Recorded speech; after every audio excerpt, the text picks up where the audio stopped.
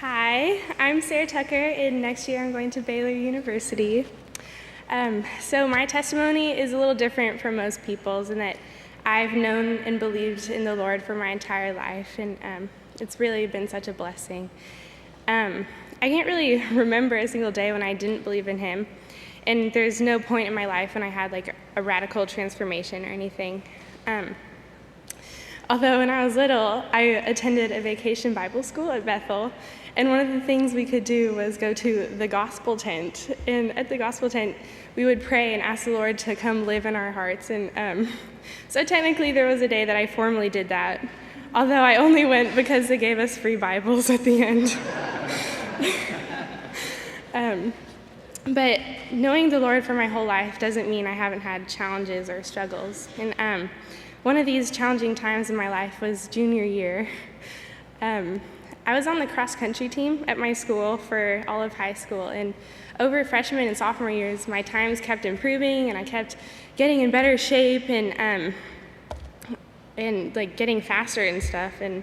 But then by junior year, things started to decline, and I felt slow and so lethargic, and I didn't have any energy, and pretty soon my grades started to fall as well. And so with them, my sense of self-worth kind of dropped too. And I just started to feel like a failure at everything I did. But it turns out that I have thyroid problems, which kind of caused my metabolism to go down, and so I was just feeling tired all the time. And I can take medicine to help, but really what's so important about this low time in my life is that God showed me that I can't just invest my life in things on the earth. I had spent the first half of my high school career working so hard to just be a good student and a great athlete. And so when those things fell away, as all things of the earth will, I felt like I'd kind of lost my identity.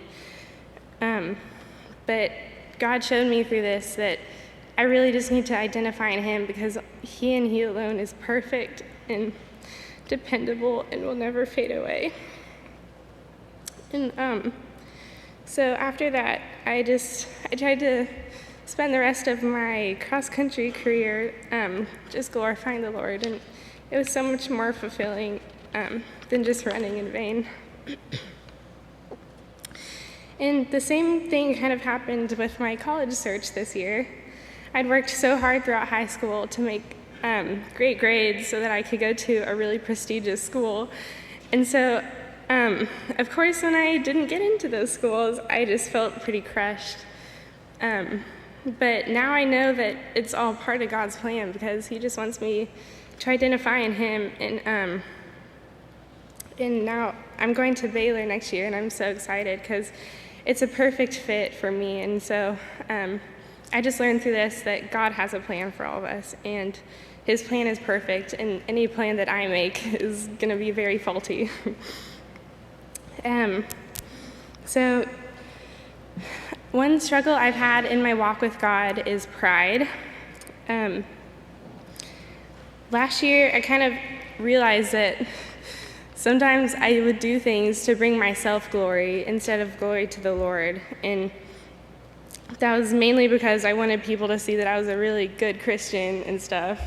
And so, people would even tell me, "Sarah, you're so humble," and I would become prideful about that, which is so stupid.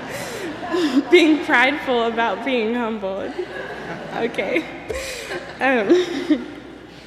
So fortunately, I've realized that, and I've been working really hard to suppress this pride. And it's so much more fulfilling to live for the Lord, because we were made to glorify Him. And so when we don't, our lives become more empty feeling. And He deserves all the glory, because His death on the cross is what saved us. And there's nothing that I can do or ever did to earn that salvation. And finally, I would like to conclude by sharing my favorite memory, although it's a little strange.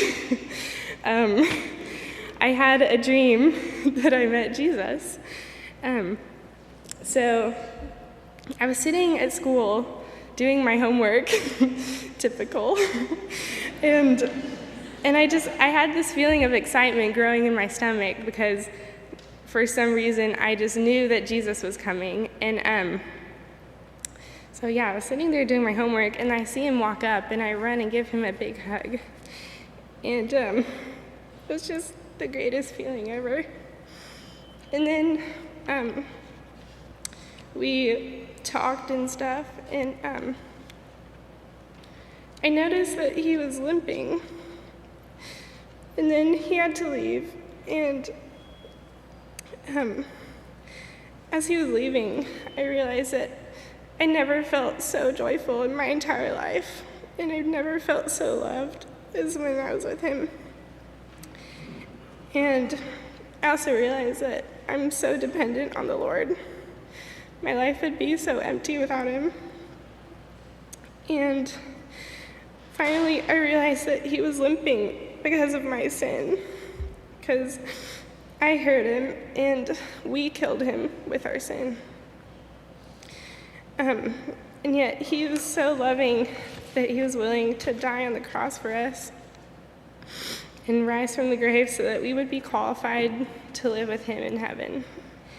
And so I can't wait for the day that I see him again, when I really see him, not just in a dream. And he'll be dressed in a robe that reaches down to his feet, and wearing a golden sash around his waist, and his head and hair will be white as snow, as white as wool, and his eyes will be like blazing fire, his feet like bronze glowing in a furnace, and his voice like the sound of rushing waters. That passage is from Revelation chapter 1, verses 13 through 15. So if you don't take anything else away from this, I just hope you all know that you're really loved by a great God. So yeah.